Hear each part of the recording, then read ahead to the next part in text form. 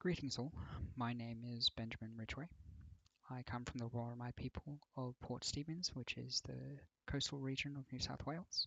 I'm currently completing my PhD in creative practice research with supervision from the School of Media and Communication at RMIT. I just want to give a special thank you to the Value Foundation for the opportunity to present this work. And I also want to make acknowledgements to the Boonwurrung people of the Kulin Nations who have helped with the collaboration of this project and to whom I pay my respects to the knowledge and stories they have allowed me to work with. So before I begin my presentation, I just want to briefly go over what I'm going to be talking about. Firstly, I'm going to describe the project itself, which is the creation of a game. Secondly, I will then touch on the influences on the project and the current research that's around it. Thirdly, I will then link this with what I mean by the Tradigital process and how I seek to redefine it in comparison to its original conception, whilst highlighting the issues that are surrounded by the work of the archive. Then finally, I will touch on how this can be incorporated within the world of video games, in particular the connection between storytelling and place-based knowledges within Indigenous cultures and their interconnectedness with ideas of play and uncertainty, and hopefully shed some light on what it means to create games for and with First Nations people worldwide. So the project itself. The project is going to be the creation of a game that incorporates the creation stories of the Boonwurrung people of the Kulin Nations in Melbourne. I'm currently using the Unity engine to prototype this game, which is going to be a 2.5D platformer. The story itself were given to me by Ngaruit Carolyn Briggs, who is the head elder of the Boonwurrung people, who has given me the permission to create from these stories as I wish. Thus, the narrative of the game itself will not focus on just purely retelling the traditional way or traditional focus. Rather, it's not only going to recreate the past. The focus is on a modern context that highlights not only the strength of traditional beliefs themselves, but also expresses the sovereign strength of the modern, and how the identity of the Indigenous person in modern Australia still exists within the silencing of the past and the relocation of these beliefs as a habit. In particular, it's going to contend with the notion of how these beliefs are relegated by the archival system of the colonial institution as something that wasn't true or isn't based on empirical facts, specifically because of the nature of its transmission, which was primarily through oral storytelling. It's going to contend with the notion of the tradition and cultural bias, which is specifically focused on the archive, that it has to exist within a static expression, and how that relegates and negates the complexity of culture itself, and how it progresses and adapts to lived experiences.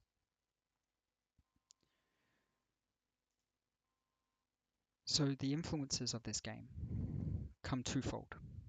Firstly, through Never Alone, which was created by Upper One Games in 2014 and done in collaboration with the First Nations people of Northern Alaska.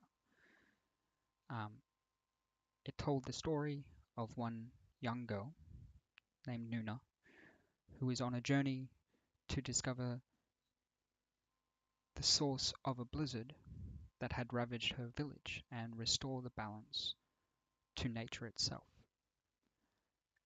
The player plays it in a similar fashion to a 2.5D platformer, going through the environment, contesting with puzzles and environmental puzzles with her little Arctic fox. Secondly, the Love Punks have also been a great influence on this game and the creation and the conception of this game. It was produced in 2012 through the Yalla Yalla project and Big Heart. Love Punks was specifically focused around the community and the First Nations people community in Melbourne, Western Australia. It's a full motion video game with stop motion animations where you're taken around by the community, around the community itself.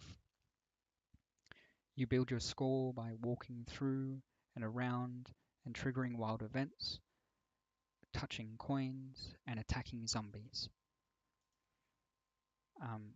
It uses stop motion animation of themselves and their friends in Photoshop and Flash.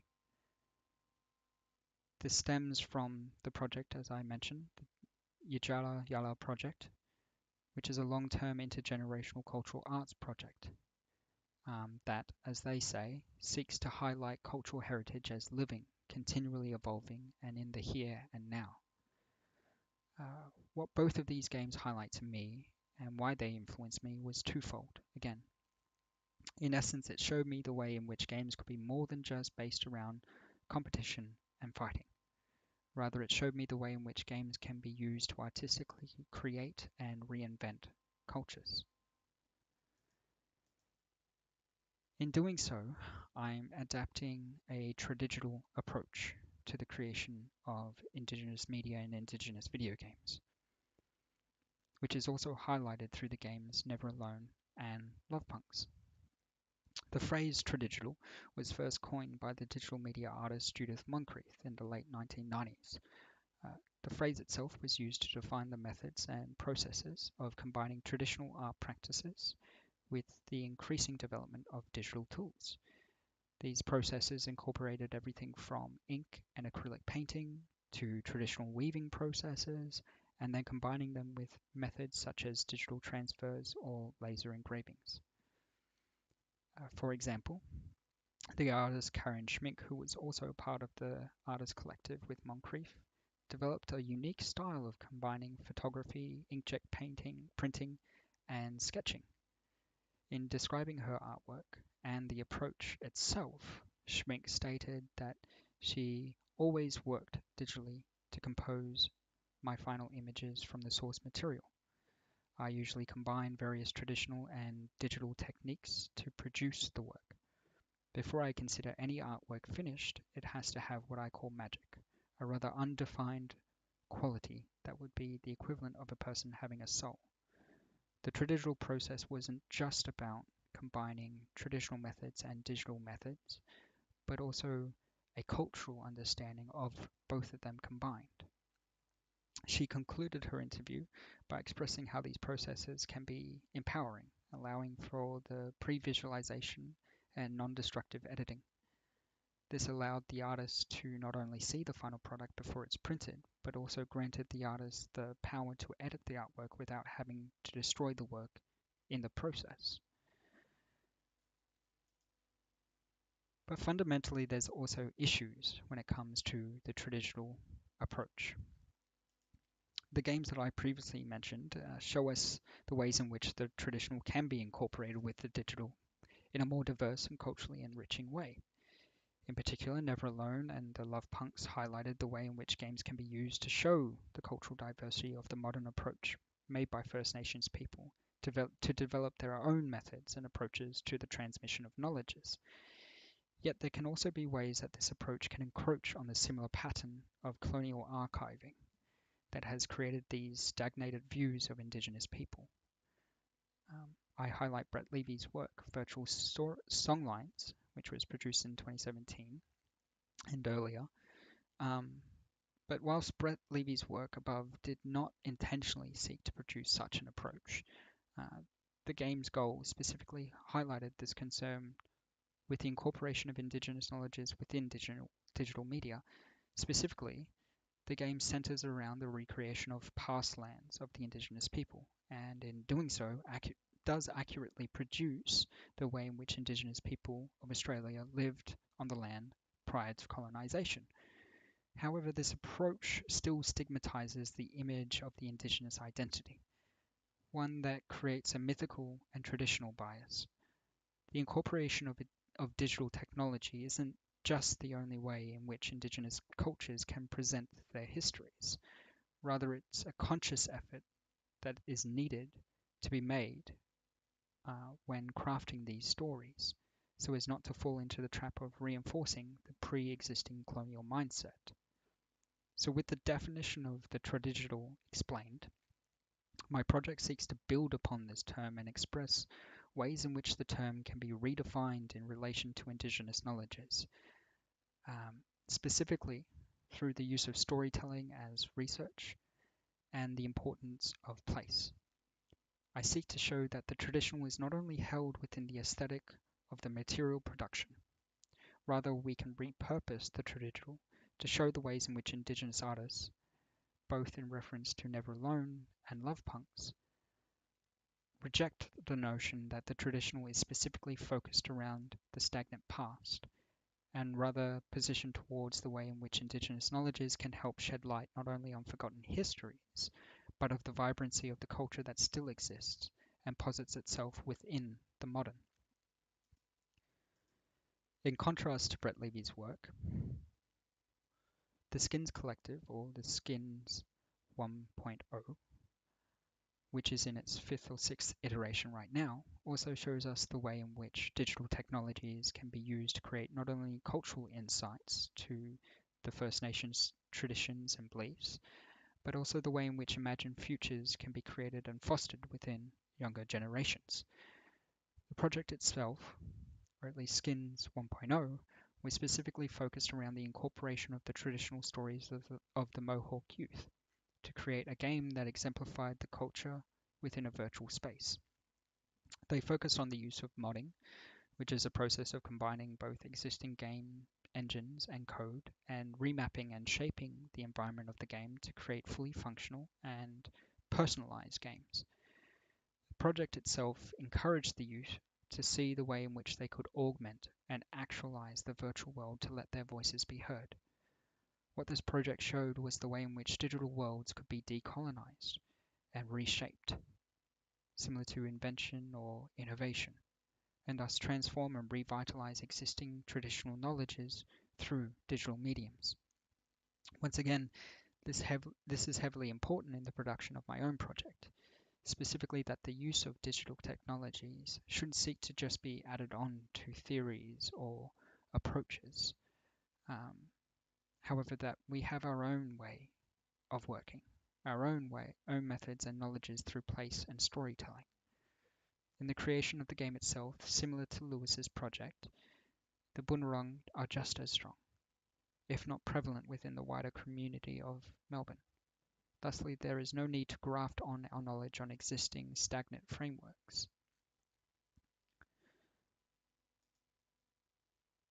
The Skins project, Never Alone, and Love Punks succeed in their projects specifically because of the way in which they incorporate methods and approaches that tie in closely with Indigenous knowledges. In particular, why this works is because of the notion of open collaboration. Collaboration could be used as a way not only through the lens of the researched and the researcher, but also by using the cultural significance of place and storytelling to enact a more open form of collaboration between the designer and the communities involved.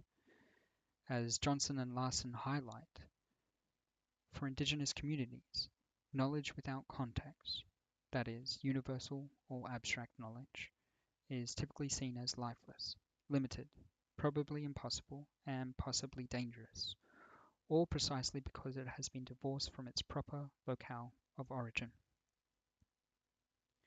When we remove the context of place and the way in which storytelling ties in to the land, we create a story that can foster the same polarizing identities that were constructed through the assimilation programs that encompassed colonization. It is precisely this divorcement of place, of the construction of Indigenous identities that have been archived by the colonial curator, that chooses to forget and to confuse, that influences this project and the creation of a video game that incorporates Boonwurrung stories. Specifically, it is the active involvement of place, both within the digital and the real, that contextualizes and gives back power to the communities that have been subjugated to separate themselves from their place. This also ties into the power of storytelling and how that also can be used as a function of research and collaboration that can help us approach Indigenous communities. For story actualizes place. They bring context to the subjective and in turn enact forms of self-determination. Once again, as Johnson and Larson note, storytelling as research can not only provide an expressive and effective tool, but it is also particularly well suited for collaboration and participatory research, because Indigenous communities and their knowledges synergize well with modes of making and sharing knowledge. Respecting this form of collaboration allows for both the researcher and the community and the designer involved to create stronger relationships built on trust, reciprocity, and respect, as well as the ability to move flexibly within the research or the design and approach towards games. It is the incorporation of not only digital indigenous knowledges, or their aesthetically pleasing customs and traditions, but also the variety of non-human agencies that are incorporated, such as spirits and creator spirits or protective spirits. In the same vein, the video game that I seek to produce will incorporate this way of collaboration that both respects and reciprocates the knowledges that I have been given, as well as approach the construction of the game with all the facets of the Boonwurrung people and their culture and their ties to the land, both material and spiritual, and in doing so, collaborating in an open and respectful manner. This is powerful in that relevant stories of modern colonization, similar to mining or the destruction of land itself, can help colonial minds understand the ongoing process of assimilation and help create a non-othering, non-mythic/traditional binary. That is, wider audiences can begin to fathom timeless practices over static representations and introvert the larger intention of the people's stories and games' purpose. This is why I chose the digital medium of video games and how I see the way in which video games can be used as a living archive. In particular, the idea of pervasive and philosophical games has been established by many modern ludologists. Specifically, Kostikian's approach to the uncertainty in games expresses the way in which such games can have prolific and deep impacts on the player. How we interact with a game or playful states relies heavily upon the notion of uncertainty. Games such as World of Warcraft or Braid, or even Hellblade Senua's Sacrifice, don't rely upon the traditional foundations of play that have been outlined by Huizinga or Cal Lewis, a foundation that sees games as having defined win or loss states or quantifiable outcomes. Rather, games that are pleasurable to most players, that focus on story, achieve their status by providing the uncertainty of a narrative outcome. The twists and turns a player may go through within a campaign of Dungeons & Dragons highlight how, with one roll of a die, the player's character may succumb to a fatal injury or disease that may end the game prematurely. The goal itself is not just the win or loss states that come at the end of leisurely play. Serious play, however, acts as a way of recognizing the process of deliberately listening, immersing, and working with new forms of knowledge in order to attain transformed possibilities. This is what games such as Never Alone, again Hellblade Senua's Sacrifice, and Love Punks, as well as the plethora of other indie games, are seeking to do. These games seek to contest the player with their preconceived notions and understandings of the world, offering alternative perspectives and the chance to delve deeper into the unknown. There is no way of knowing how a game may unfold. Rather, we should treat games as a medium with all the potentialities that are associated with the form. It is the game's potential to change and the attribute of uncertainty that drives us towards interacting with the medium itself. So yeah, in summation, I hope that I have given an adequate introduction to the project that I'm undertaking in the creation of a game that incorporates First Nation people's stories. Um, it is my hope through my research that the tradigital approach can be redefined to show the way in which not only researchers, but also designers can collaborate more openly with minority communities and place the context of such collaboration specifically within the context of beliefs and traditions of such communities. This approach, once again, has the powerful opportunity to share the vibrancy of Indigenous knowledges and weave together stories from both a traditional context and a modern one.